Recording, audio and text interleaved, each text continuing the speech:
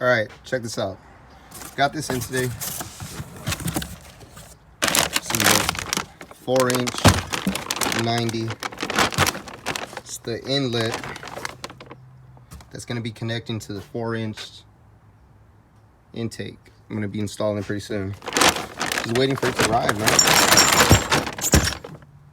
Pulled it out of the bag. It came out and had to be a little bit easier for me to pull this stuff out. This flange is going to bolt straight onto that turbo. This guy's going to go on there. It's going right onto that 4-inch intake. Comes with some bolts, 3 bolts, that's all you need. Car's hella dirty right now. Gotta wash it. That's the pod filter I installed just to get a little bit of sound out of it.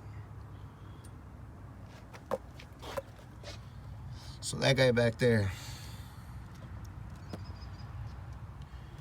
see that flange is bolted up to it. It's gonna get replaced by this. By that big ass guy right there. So it's a big difference. Pretty excited, man. I swear it's like the inside diameter is like the outside diameter of that intake, man, the stock intake. It's not too bad though. It's just a quick little adapter here. Is a I think it was like a 3.5-inch inside diameter. So I mean, if you guys want to do the same thing, just get that pod filter from whatever automotive parts store. I'm sure you can find it there. It usually comes with some type of adapter. It's a bigger sizes, you know, it reduces down. Comes with like three fittings, I think. But what I'm looking forward to also is gonna be the intercooler. I'm gonna be taking that little stock intercooler out.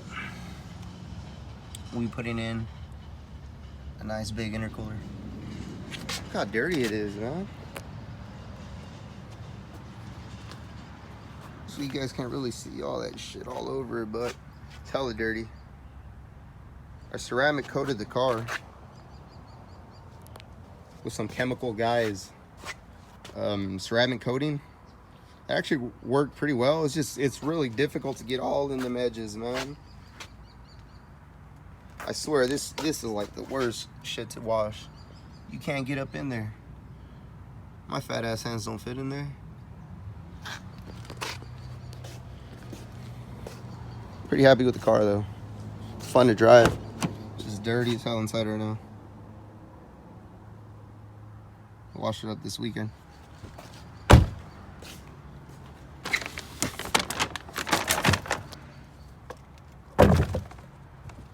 That's it.